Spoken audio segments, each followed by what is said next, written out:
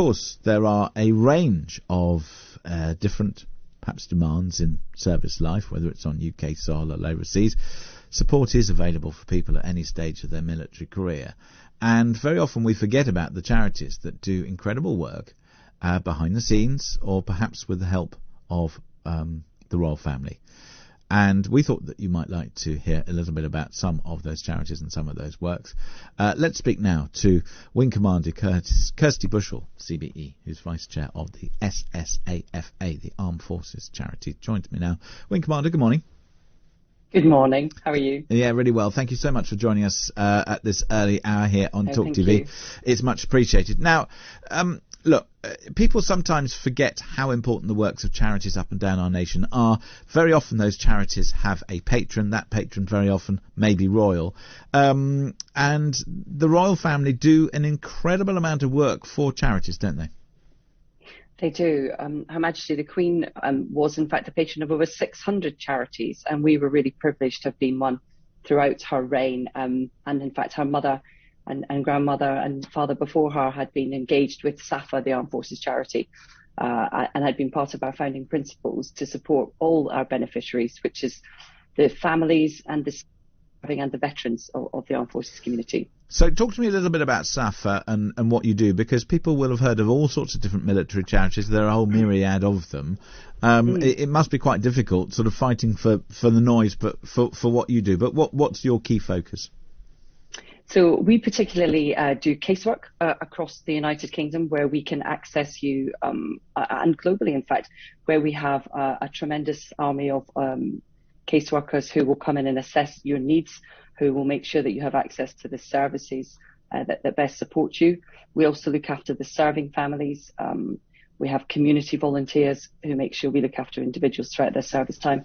And then we have specialist services such as our adoption agency. We have a domestic refuge home, and we have a wide range of services. And looking after you, if you're through the Defence Rehabilitation Service, we'll look after your family then as well. So, and across the charities, we work well together to make sure that we reach the beneficiaries. You've met Her Majesty the Queen on a number of occasions. Yes. You know what? As an experience, I haven't. I've met other members of the royal family, and you never forget those experiences. What was it like to meet her? Really magical in the sense that there is such anticipation. There is such a desire to make sure that we show what we do to give our beneficiaries the best chance of Her Majesty, who was so empathetic and understood and had a deep knowledge and understanding. So when she visited and opened our new headquarters, the sense of anticipation among our staff was really electric. There was a real belief from people that she valued and understood and saw the work that we did and saw our beneficiaries. So really people felt valued and understood and recognised. Of course, she will be hugely missed, but the royal family continues with their work. I'm assuming that you will continue with your royal pageantry, and that's an important part of what you do.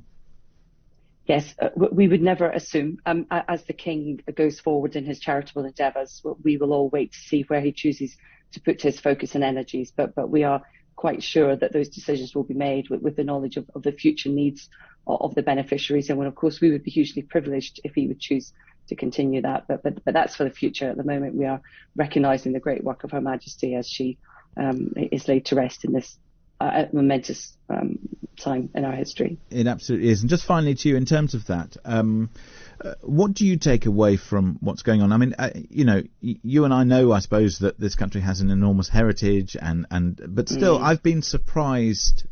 Positively surprised, I suppose, but also surprised by the level of activity and engagement and things which have gone on, which must have been meticulously planned for years and years and years, and how important that's all been in this whole process. With Her Majesty as our Commander-in-Chief, we in the Armed Forces knew of this intent and this planning, and I agree that it does feel that as a nation and as a global community, we have reacted with such warmth and positivity and thanks to on the event of the death of Her Majesty. And it has been tremendous. I don't know whether it's post-pandemic or the changing environment, but it certainly has united us, it feels, in this great time of thanks and recognition. It certainly has. If people want to find out more about SSAFA, where do they go? They can go on the website, safa.co.uk. They can look online, search for your local casework, or you can come through our national website. And any other service charity will signpost you to the right one for your needs. They certainly will. Wing Commander Kirsty Bushell, CVE, Vice Chair of SSAFA, thank you so much for joining us this morning here on Talk TV, and indeed for all the work you do, and indeed for all the work you do, and indeed for all the work you do, and indeed for all the